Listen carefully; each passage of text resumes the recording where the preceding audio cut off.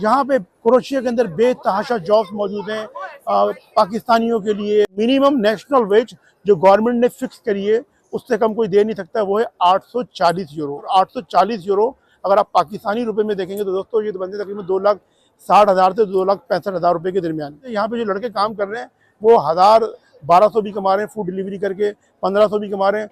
बिस्मिल्लाहिर्रहमानिर्रहीम। अस्सलाम वालेकुम फ्रेंड्स, मैं आपका दोस्त वकार ताहिर खान।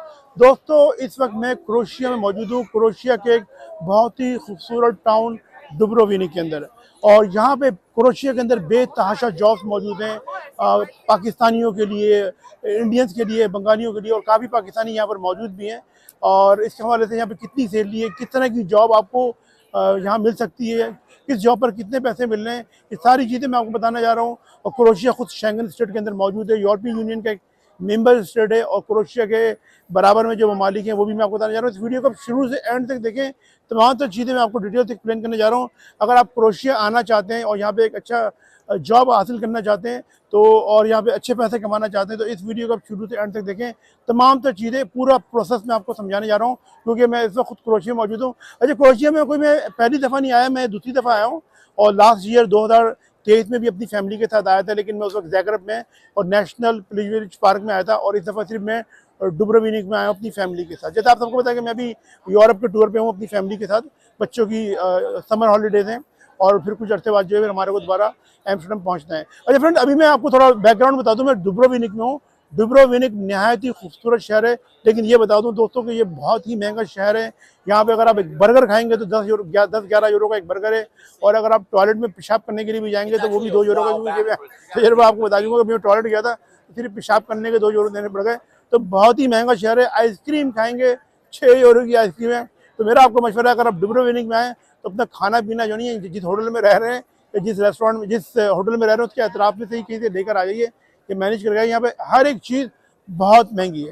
अच्छा, मेरे आपको ऊपर जो नज़र आ रहा है ये क्लॉक टावर है, और ये क्लॉक टावर के साथ साथ जो आपको ये दूसरा जो आपको जो नज़र आ रहा है ये डोम है का। ये मेरे इस साइड पे जो है वो चर्च है, और इस साइड पे आपको एक और एक मीनारेट नज़र आ रहेगा। और ये मैं आपको दिखाऊँ कि डुब्रोविनिक में इस तरह की बहुत सारी छोटी छोटी नैरो स्ट्रीट्स हैं यहाँ पे, ये आपको नज़र आ रही हैं। ये आपको पूरे डुब्रोविनिक में इसी तरीके से नज़र आएंगी, कुछ रास्ते इस तरीके से हैं। तो ये जो पूरा शहर है, ये डुब्रोविनिक जहाँ पे मैं अभी मौजूद हूँ, ये एक क्लोज्ड एरिया है, और इसे कहते हैं ओल्ड टाउन, और इसे ओल्ड सिटी भी कहते हैं। ये काफ़ी सदियों पुराना है, और किसी ज़माने में यहाँ पे पूरी दुनिया आबाद थी। ये ऊपर आपको देखें लोगों के अपार्टमेंट फ्लैट वगैरह नज़र आ रहे हैं। सदियों पहले लोग इसमें रहा करते थे, लेकिन अब ये पूरा जो शहर है ये पूरा टूरिस्टिक सिटी बन चुका है। और क्योंकि ये कोस्टल लाइन पे है, कोस्टल लाइन पे होने के साथ साथ जो है ये यानी कि जो कोस्टल रीजन है समुंदर के साहिल पे, वहाँ पे तो ये बहुत ही महंगा, यानी कि मोंटेनेग्रो में और क्रोशिया में जो भी कोस्टल लाइन एरियाज हैं वो टूरिस्ट के लिए बहुत महंगे हैं। अच्छा फ्रेंड्स, अब बात करते हैं क्रोशिया के बारे में। क्रोशिया है कहाँ पे? फ्रेंड्स, क्रोशिया यूरोप के अंदर मौजूद है, यूरोपियन यूनियन का भी मेंबर स्टेट है, और शेंगन स्टेट का भी एक मेंबर स्टेट है। क्रोशिया के जो एतराफ़ में जो बराबर में कंट्रीज़ हैं, वो जो कंट्रीज़ हैं वो है बोस्निया, सर्बिया, इसके अलावा हंगरी है, इसके अलावा स्लोवेनिया है, और मोंटेनेग्रो। और समुंदर की जो दूसरी साइड है वहाँ पे लगता है इटली। और क्रोशिया की जो पूरी क्रोशिया की आबादी है वो 3.9 मिलियन, यानी समझे कि नियर अबाउट 4 मिलियन इनकी आबादी है। और क्रोशिया का जो कैपिटल सिटी है वो है ज़ैग्रेब, जहाँ पे मैं लास्ट ईयर गया था। तो ज़ैग्रेब की जो टोटल आबादी है वो 6,84,000 यानी 684,000 पीपल वहाँ पे रहते हैं। अच्छा, क्रोशिया की जो ज़बान है फ्रेंड, ये ज़बानें नॉर्मली इसको क्रोशियन लैंग्वेज कहते हैं, ये लेकिन ये स्लाविक लैंग्वेज, यानी कि क्रोशिया आपको पता है कि पहले यूगोस्लाविया, जो फॉर्मर यूगोस्लाविया है उसका पार्ट था, जिसके अंदर crochet, Slovenia, Montenegro, Bosnia, Serbia, Kosovo और नॉर्थ मैसेडोनिया इसके अंदर शामिल थे। तो जब ये 92 में जब सारे कंट्रीज अलग अलग हुए, तो इस तरीके से क्रोशिया ने भी 92 के अंदर जो है वो इंडिपेंडेंस हासिल कर ली थी, यानी अलग हो गया था ये रेफरेंडम बेसिस पे। और इनकी जो ज़बान है 4 ममालिक की वो एक ही है, क्रोशिया, सर्बिया, बोस्निया और मोंटेनेग्रो की ज़बान एक ही है, और बराबर में जो स्लोवेनिया उनकी ज़बान इनसे काफ़ी मिलती जुलती है। तो ये मैंने आपको ज़बान के हवाले से बता दिया। अब फ्रेंड बात करते हैं कि क्रोशिया में जो जॉब है वो कौन कौन सी है। ज़्यादातर जो जॉब दोस्तों यहाँ पे जो जॉब्स हैं वो जॉब यहाँ पर मौजूद हैं, जो फूड डिलीवरी की जॉब्स होती हैं, फूड डिलीवरी की जॉब सबसे ज़्यादा यहाँ पर मौजूद हैं, और उसके बाद है कंस्ट्रक्शन की। और इसके अलावा होटल, क्योंकि टूरिज़म बहुत ज़्यादा है क्रोशिया, और मोंटेनेग्रो जैसे जो ममालिक है, इनकी पूरी इकोनॉमी का ज़्यादातर जो डिपेंडेंट होता है वो टूरिज्म पे होता है। क्योंकि आपको मेरे चारों तरफ जो जितने भी नज़र आ रहे हैं, ये यहाँ के मुकामी नहीं, यहाँ के मुकामी तो आपको 5% भी नज़र नहीं आएंगे, क्योंकि ये बहुत महंगा शहर है। तो ये ज़्यादातर आउटसाइड से आए हुए हैं, क्रोएशिया से लोग विजिट करने के लिए। जिस तरह मैं आया हूँ, इस तरीके से काफ़ी लोग आए हुए हैं। तो बहुत महंगा शहर है। और आपको ये ऊपर जो दीवारें नज़र आ रही हैं, अगर आप इन पर चढ़ना चाहेंगे ना, तो इसकी टिकट तो 35 यूरो का टिकट है। बच्चों का टिकट जो है वो इन्होंने 15 यूरो लगाया। नहीं, बहुत महंगा शहर है। अच्छा, यहाँ पे जो जॉब है, जो मिनिमम नेशनल वेज जो गवर्नमेंट ने फिक्स करी है, उससे कम कोई दे नहीं सकता, वो है 840 यूरो। 840 यूरो वो यहाँ पे एक मिनिमम वेजेस है क्रोएशिया के अंदर, और इससे कम कोई आपको दे नहीं सकता। और 840 यूरो अगर आप पाकिस्तानी रुपए में देखेंगे तो दोस्तों ये तो बनते तकरीबन 2,60,000 से 2,65,000 रुपए के दरमियान।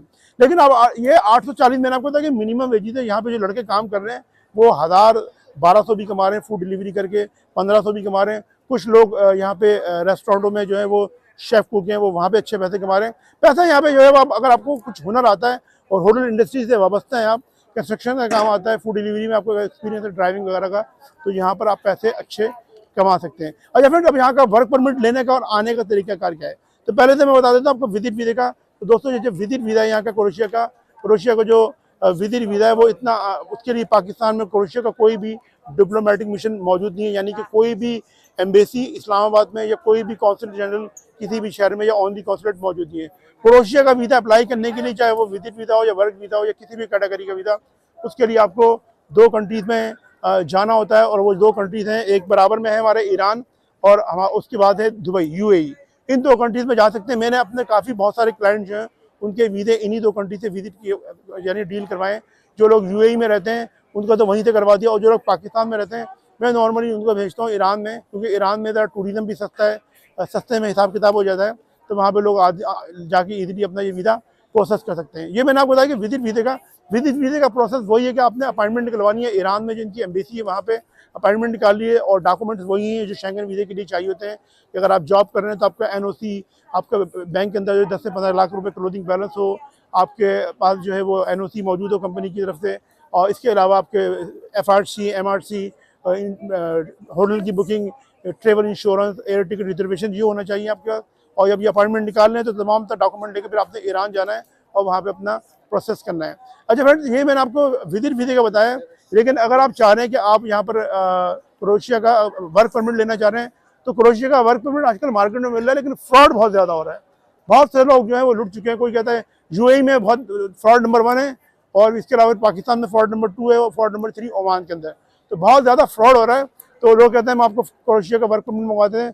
बहुत से लोग सही मंगवा भी देते हैं, तो बहुत से लोग इंटरव्यू क्लियर नहीं कर पाते, जिनकी वजह से वीज़ा रिजेक्ट देते हैं। आसान तरीका ये है कि आप क्रोएशिया का वीज़ा लीजिए, विजिट वीज़े पे आइए। यहाँ पे जिस तरह मैं लोगों को बुलवाता हूँ वो यहाँ पर आते हैं विजिट वीज़ा लेकर, ईरान से या यूएई से वीज़ा लेकर आए वो यहाँ पे आने से पहले बहुत सारी कंपनी, जो कंस्ट्रक्शन कंपनी, ऑनलाइन ढूंढ लीजिए, वो आपको जॉब दे देंगी।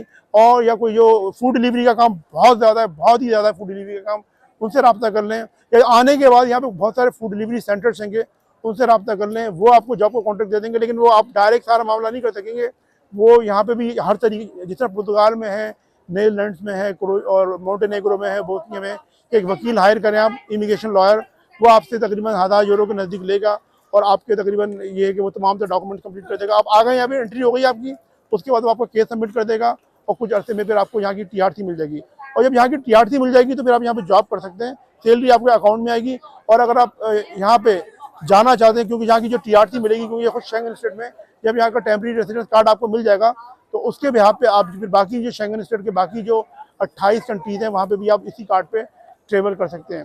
अच्छा फ्रेंड्स, ये जो मैंने आपको बताया कि ये एक अच्छी टेक्निक है कि डायरेक्ट आप जॉब काउंटर खरीद कर आएंगे। क्योंकि मुझे लोगों ने बताया कि 35-40 लाख रुपए के लोग देकर आए हैं। जो मेरी 1-2 लोगों से यहाँ पे मुलाकात हुई है, वो बताना वकार भाई हम 35-40 लाख रुपए देकर आए। तो मैंने कहा भाई अगर आप मुझसे रब्ता कर लेते ना, तो ये काम मैं आपको कुड़ियों के दाम में करवा देता।